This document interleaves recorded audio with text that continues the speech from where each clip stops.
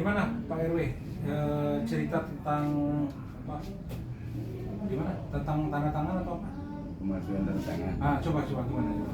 Jadi waktu itu Kan Pak RW ya sekarang ya. waktu lagi ada PTSL, saya kedatangan PT Apoy ke rumah. Ya.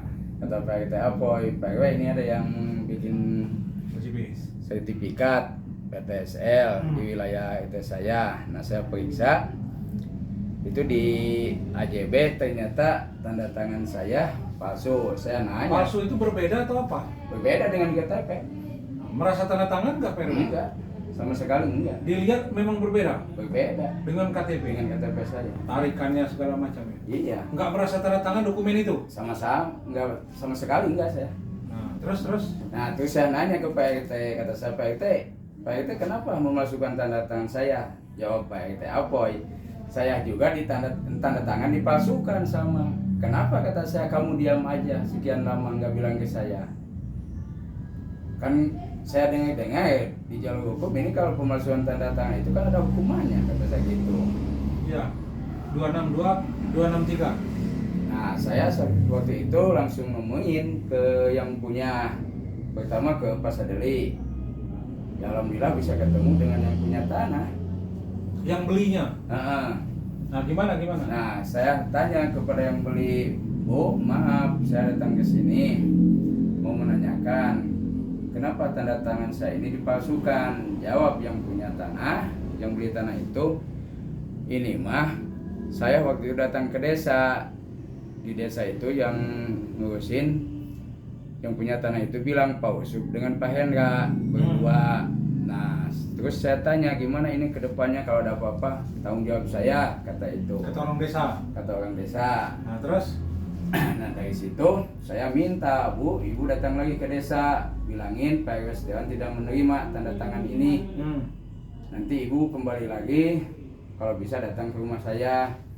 Ternyata kemarin pas RT Apoy ditanya lagi sama saya, RT Apoy udah nanyain ke yang beli tanah itu, katanya orang desa mau datang ke rumah RW Setiawan dan ke rumah Pak RT.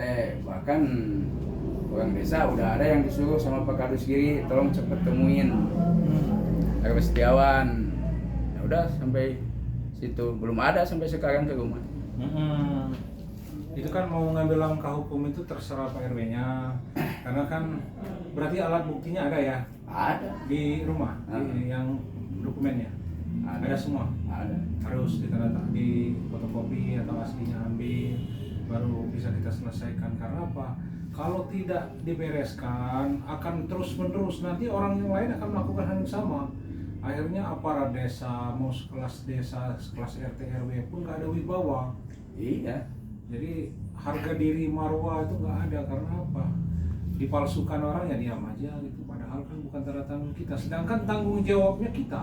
Iya. Nah, warga masyarakat kalau seandainya kita nggak bereskan, nanti berdampaknya hal lain gitu. Itulah orang kenapa harus izin dengan aparat setempat, jual beli itu harus diketahui oleh aparat setempat setingkat RT, RW, Kades, atau lurah atau camat.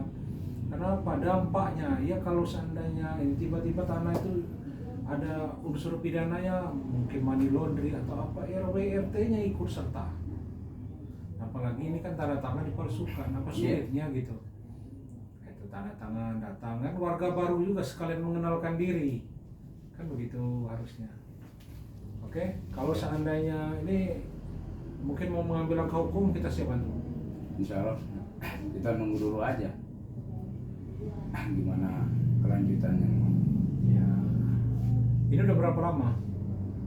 Ya, setelah yang punya tanah laporan ke desa udah hampir 1 bulan. Nah, berarti kan udah 1 bulan itu, sedangkan dekat satu RT satu RW, kan kadang itikat baiknya.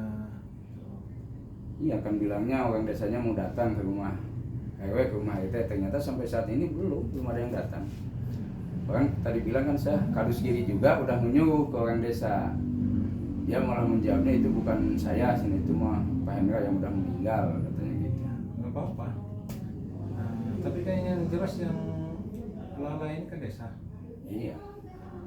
Kan masih ada yang hidup. Iya. Nah, Terus yang beli kan masih ada. Ada yang beli. Baik, begitu aja ya. Ya.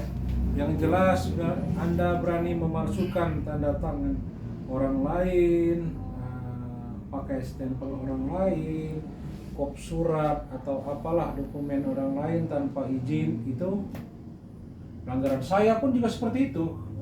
Kemarin belum lama dapat surat somasi dari salah satu leasing mengatasnamakan kita.